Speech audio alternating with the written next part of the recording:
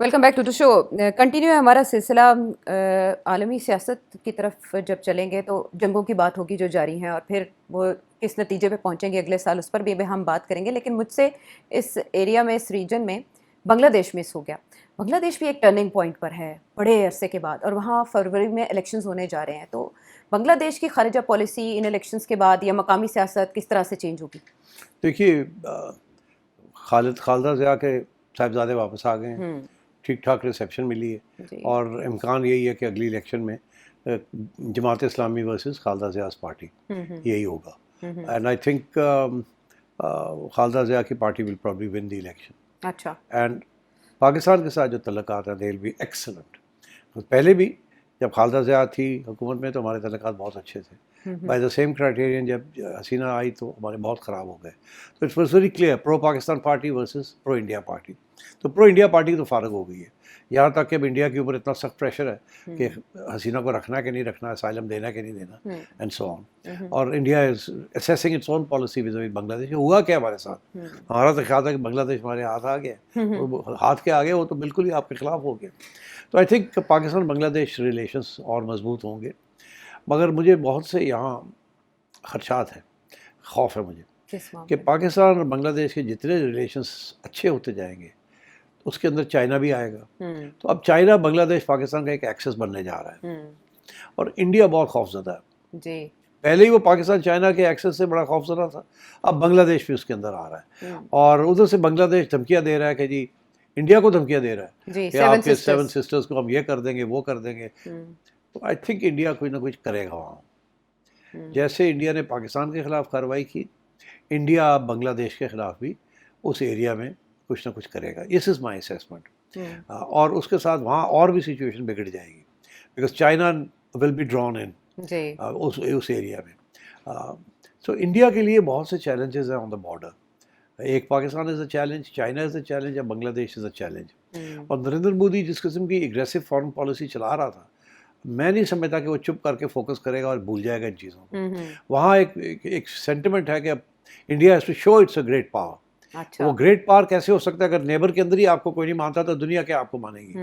So I think India के ऊपर, नरेंद्र मोदी के ऊपर बहुत प्रेशर होगा कि आप कुछ करें। हम बांग्लादेश के साथ भी करें, अगर पाकिस्तान को we can't teach them a lesson, Bangladesh को तो कुछ करके दिखाएं ना हम। तो I think next year is going to be a difficult year for this region because of what India has lost one front, India has lost the other front, India has lost the third front. China में भी शिकस्त हो गई, पाकिस्तान से हो गई, अब बांग्लादेश आंखें दिखा रहा है। और वहाँ बहुत सी सटल सिचुएशन, बहुत से एरिया है जहाँ इंडिया के ऊपर डिपेंडेंसी बहुत सी है, द 7 सिस्टर्स। वहाँ अगर कोई गड़बड़ हो गई तो इंडिया तो it will be like tearing India apart. मैं समझता हूँ कि India will take some action, and मेरा अपना ये ख्याल है that will lead to India Bangladesh के खिलाफ करेगा कुछ, but it will draw Pakistan in and China in. So this is a very dangerous year going forward for India, Pakistan, Bangladesh. China तो सिक्योर है, but it will also be drawn in. किस तरह से चीज़ें एक दूसरे के साथ जुड़ी हैं इस खित्ते को लेकर। लेकिन सेठ साहब, जो इंडिया का फ्यूचर अमेरिका के साथ ताल्लुकात के मामले में जुड़ा है, वो आपने बहुत बार प्रेडिक्ट किया और इशारा किया यूक्रेन वॉर के साथ। जैसे ही वहाँ ईज होगी तो इंडिया के लिए कोई ब्रीदिंग स्पेस निकलेगी, टैरिफ के मामले को लेकर भी, और फिर ये oil purchase and other things. अभी प्रेसिडेंट ज़ेलेंस्की जो है, India is not making concessions to Donald Trump. उन्होंने कोई कंसेशन नहीं देनी, और वो ना ही दे रहे हैं। और सबसे बड़ा इशू यही बना हुआ है डोनाल्ड ट्रम्प के लिए कि पाकिस्तान के साथ बात करना बड़ा आसान है, इंडिया के साथ बात करना बड़ा मुश्किल है। वो कहता है इंडिया बड़ा इनफ्लेक्सिबल है, पाकिस्तान बड़ा फ्लेक्सिबल है। तो आई थिंक ये इंडिया के बारे में, इंडिया इज इनफ्लेक्सिबल। इंडिया की एक तारीख है ऑफ बीइंग इनफ्लेक्सिबल। वो अपने आप को समझते हैं कि we are what we are. हम क्यों फ्लेक्सिबिलिटी शो करें? हमारी एक फॉरेन पॉलिसी है, ये है, वो सब पिट गई है, इंडिपेंडेंट है। अभी तक उन्होंने नई फॉरेन पॉलिसी नहीं उनसे बन रही, रिव्यू भी नहीं किया, रीडिजाइन भी नहीं किया। और अगर कर रहे हैं तो बाहर नहीं पता चल रहा कि क्या होगा क्या नहीं होगा। तो आई थिंक ये रीजन के अंदर India is now facing a period of instability. लेकिन आपको नहीं लगता कि इतनी रिजिड पॉलिसी के साथ इनका सर्वाइवल डोमेस्टिकली मुश्किल हो जाएगा इंडिया का?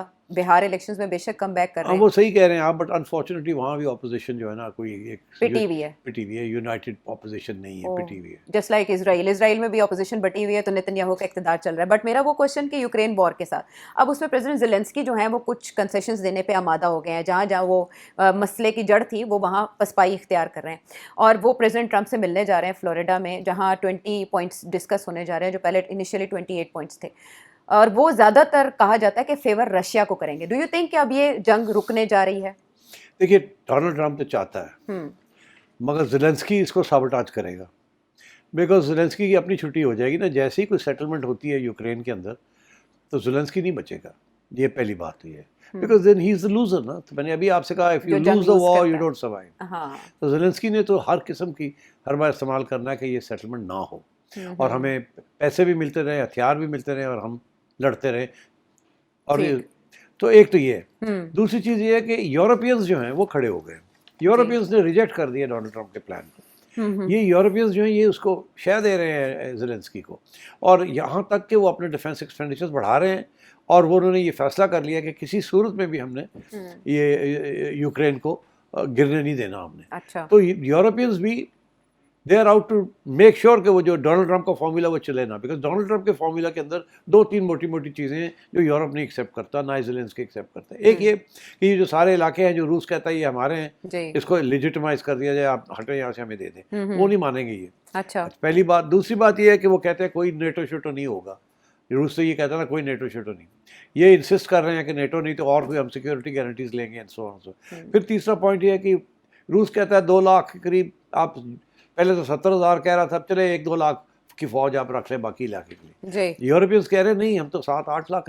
यूक्रेन में रखेंगे, और उनको हम हथियार भी देंगे, पैसे भी देंगे, सब कुछ देंगे। तो यूरोप बहुत हार्ड लाइन ले रहा है, and I think this is going to be the main problem. अगर यूरोप अपनी पीछे हट जाए, और यूरोप में जर्मनी लीड कर रहा है सब चीज़ को, अच्छा, और वो उसके ऊपर फिर अब नई बातें शुरू हो गई कि जर्मनी एक दफ़ा फिर वॉर मंगरिंग की तरफ आ रहा है, और जर्मनी की रिकॉर्ड भी तो है ना, आपने देखा सेकेंड वर्ल्ड वॉर में। तो अब इस किस्म के इश्यूज चल रहे हैं। अच्छा, Donald Trump is not going to be easy to find a settlement in Ukraine.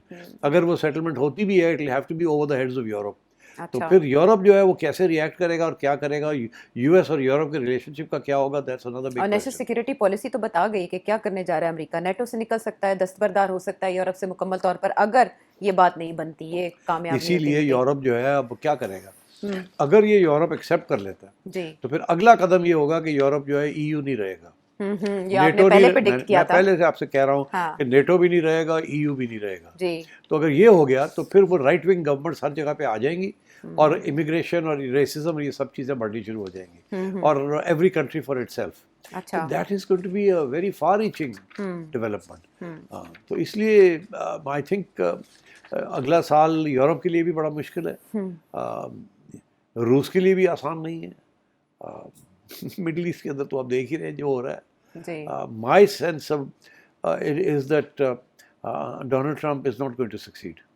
तो मिडल ईस्ट की बात जब कर रहे हैं तो ईरान इजराइल वॉर एक बार फिर खतरात मंडला रहे हैं, क्योंकि बेंजामिन नेतन्याहू प्रेसिडेंट ट्रंप से मिलने जा रहे हैं रिपोर्टेडली, और वो उनको कन्विंस करेंगे कि ईरान क्या कर रहा है, और ईरान की जो फौजी तैयारियां हैं उसके बारे में तो उनके प्रेसिडेंट ने भी कहा है कि हम माजी की निस्बत ज़्यादा मजबूत है, ज़्यादा अच्छे फौजी लिहाज से। सो एक और कॉन्फ्लिक्ट दोबारा। यस, इजराइल की पूरी कोशिश है कि ये जो गाजा के अंदर अमेरिकन एजेंडा है इसको न्यूट्रलाइज करने का, वो फेल हो जाए। ओके, ताकि इजराइल जहाँ बैठा हुआ बैठा रहे, और फिर देखा जाएगा। So they want to divert the attention away from Gaza, they want to move to Iran. और ईरान को पता है, उसका बयान भी आ गया उनके प्रेसिडेंट का, कि हमें एहसास है इस बात का कि अब वो फिर कुछ ना कुछ हमारी जंग इजराइल, अमेरिका और यूरोप के साथ, और यूरोप के साथ, तीनों के साथ।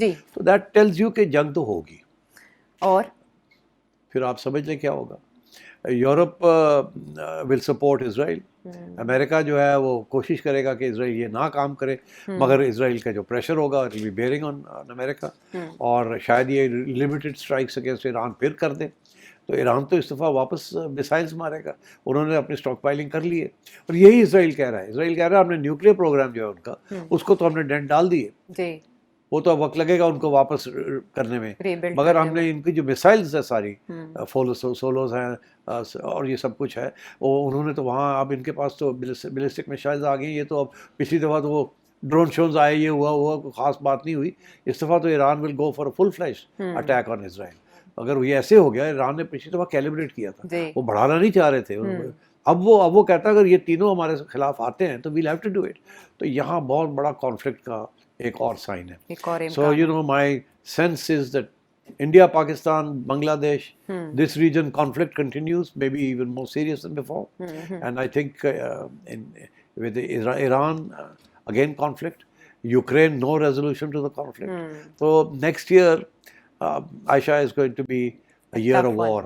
A year of war, continuous war. A year of war. हाँ, डिपार्टमेंट ऑफ वॉर का नाम देकर प्रेसिडेंट ट्रम्प ने वैसे आके बता दिया था डिपार्टमेंट ऑफ डिफेंस को, A year of war. War. और हमने देखा वॉर के साथ बहुत कुछ होता है, इकोनॉमीज गिर जाती हैं, गवर्नमेंट चेंज हो जाती हैं, बहुत कुछ होता है, बहुत कुछ उथल पुथल होती है। इस वक्त सारे दुनिया में हर जगह पे defence expenditures are going up. Europe में भी अब डिफेंस एक्सपेंडिचर बढ़ा दिए हैं। छोटे जैसे मुल्क, नॉर्वे जैसे, डेनमार्क जैसे, उन्होंने अपने डिफेंस एक्सपेंडिचर बढ़ाने शुरू कर दिए। उनकी सारा जो सोशल वेलफेयर की जो रियासत है वो अब खतरे में होगी, because the minute you increase defence expenditures you have less money, कि आपके पास पैसे कम हो जाते हैं फॉर योर सोशल नेट। तो इसलिए everywhere there is going to be the defence industry is going to go up, wars are going to take place, and लोग मारे जाएंगे, and there's going to be political and economic. What about Venezuela, the only left? Venezuela, yes, absolutely. Donald Trump is out and out, कि किसी तरीके से regime change किया जाए और मडूरा को निकाला जाए। और वो जो है उन्होंने अपनी हील्स डिग इन कर लिए। चाइना एंड रशिया उनको सपोर्ट कर रहे हैं। चाइना रशिया अमेरिका के बैकयार्ड में पहुंच गए, जैसे कि अमेरिका में पहुंचा हुआ था यूक्रेन में आके, रशिया के बैकयार्ड में, वो अब आ गए हैं। और इशू इज़ ऑयल, ये ड्रग्स इज़ नॉनसेंस, ये ड्रग्स का इशू ही नहीं है, इशू इज़ ऑयल।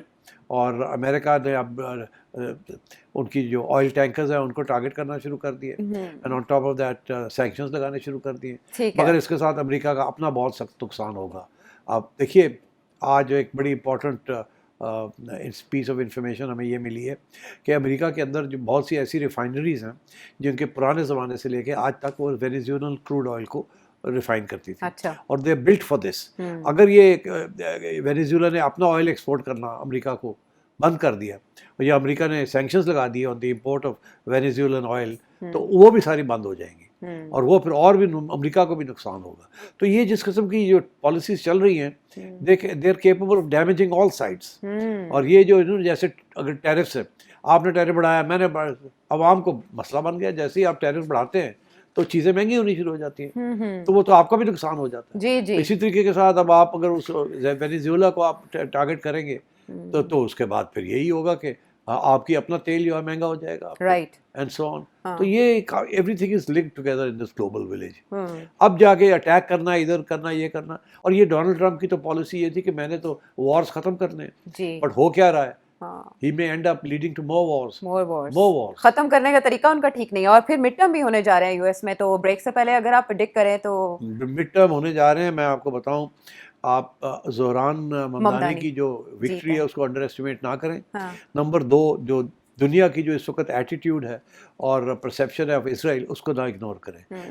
दुनिया बदल गई है, और ममदानी की victory is a proof of that, कि अब ज्यूज़ जो हैं वो इसराइल से दूर होने शुरू हो गए। जो जूस इसराइल में नहीं है, जो जूस बाहर है ना दुनिया में, दे आर ऑल सेइंग कि इसराइल ने मरवा दिया हमें, हमारी तो एक स्टैंडिंग थी, अब हमें शक की नज़रों से देखा जा रहा है, और जो जेनोसाइड हुई है उससे हम कैसे बच सकते हैं। और ये मेन ज़ायनिस्ट इसराइलीज जो कि इसराइल के अंदर नहीं है, बाहर है ज़्यादातर, वो सब ने ये कहना शुरू कर दिया कि हमारा लॉस हो गया।